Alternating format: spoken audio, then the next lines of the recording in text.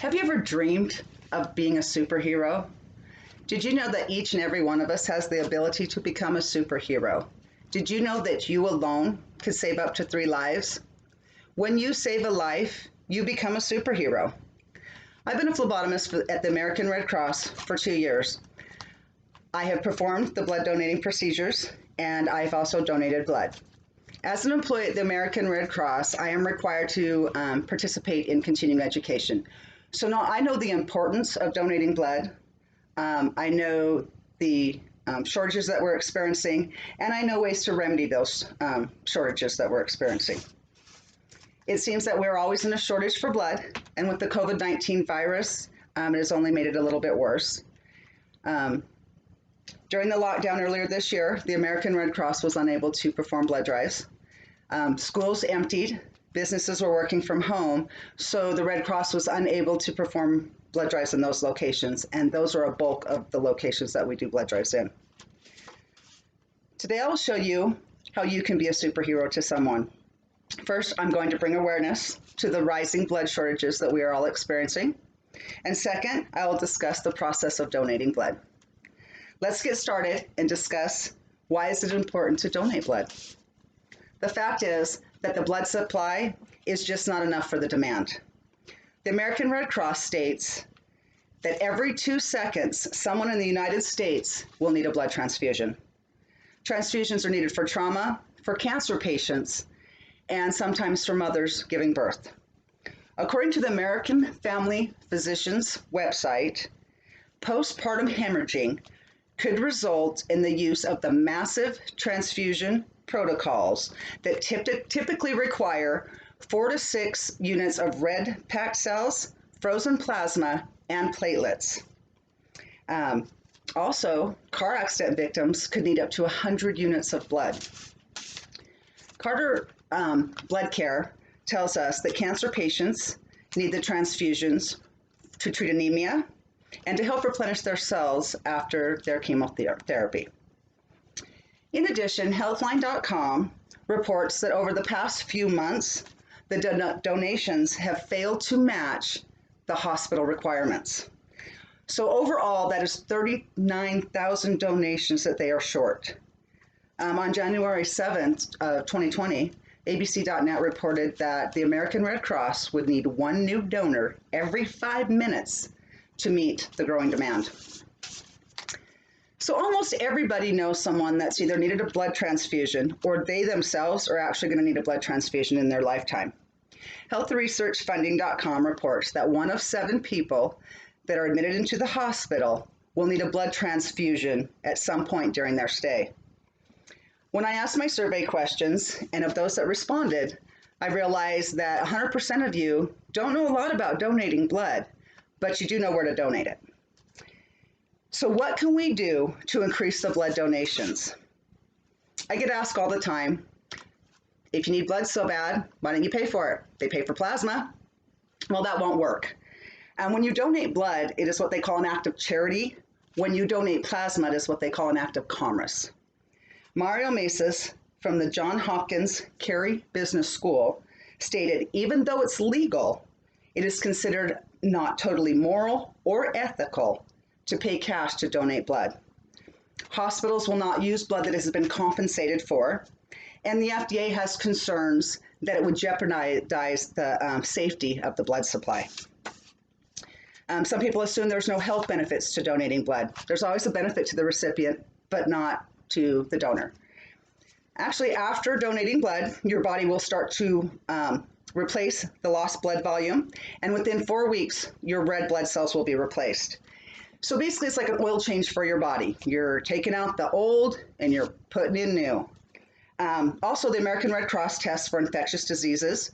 We test for the human leukocyte antigens, and we also perform the APO donor qualifications testing. So if the Red Cross detects anything, you will be notified. That's early detection for, a condition or disease that you were unaware that you had.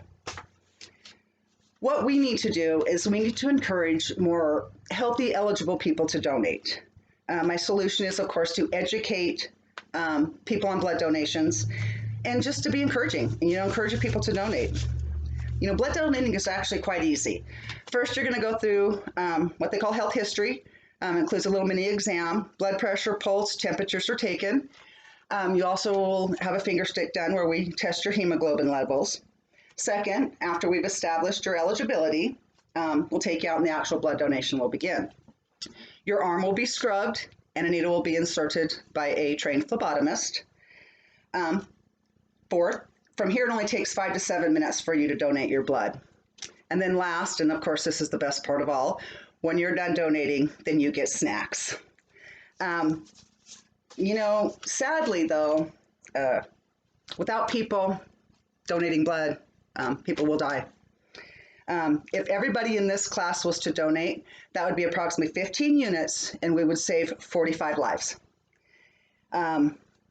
You could donate with a friend and, that brings in more units. And we cannot assume that enough people are already donating, so we don't need to. Only 3% of the United States donates blood. 33% of the public has never even considered the fact that there's not going to be blood available for themselves or their loved ones. There's reservations about donating blood, but those can be overcome. At every blood drive I've ever been at or ever worked, I've heard, I'm afraid of needles. There's ways to help with this. Tell your phlebotomist that you're scared. We can help you work through it. We can talk you through the process. We can, help calm your nerves. We can tell you some jokes. We can tell you some stories. We can have you tell us stories. Anything to help distract you from what you're doing. You could bring a friend for support. They're a great distraction for when the needle's getting inserted. You're going to feel a quick pinch, and then in 5 to 7 minutes, you're done. Might even be able to convince that friend to donate that theirs with you, the more the merrier. And also with all of us, time seems to be of an essence. Everybody has somewhere to be and something to do. It only takes 45 minutes to an hour for the whole donation process. You could speed this along by filling out the rapid pass prior to your donation. This is a questionnaire that is required to donate. You can find it at the website or you can find it at the donor app. Be prepared. Make sure you have your ID. Make sure that you've eaten a good meal and that you've been drinking plenty of fluids, and make sure that you're hydrated for your donation. So does donating blood do a lot of good? Absolutely. Absolutely. Reginald Reeves is a longtime donor at the Idaho Falls Blood Center. He started donating in 1950 at the University of Idaho. It was the first university blood drive ever held in the United States. Reggie, as we call him, is over 80 now, and he has donated over 269 units. That is 33 gallons of blood. Reggie donates because he believes in helping others.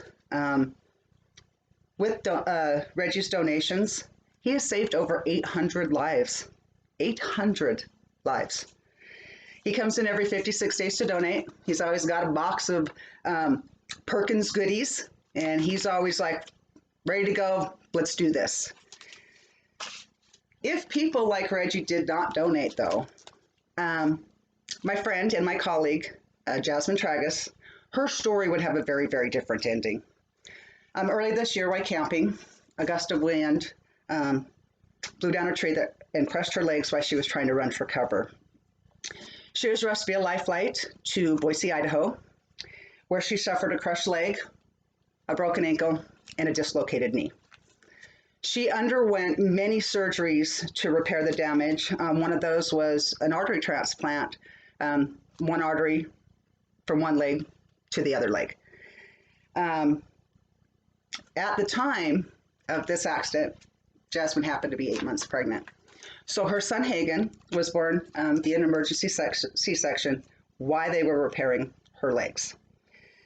My friend had to receive over 10 units of blood. Without that blood, Jasmine surely would have lost her leg and possibly her life.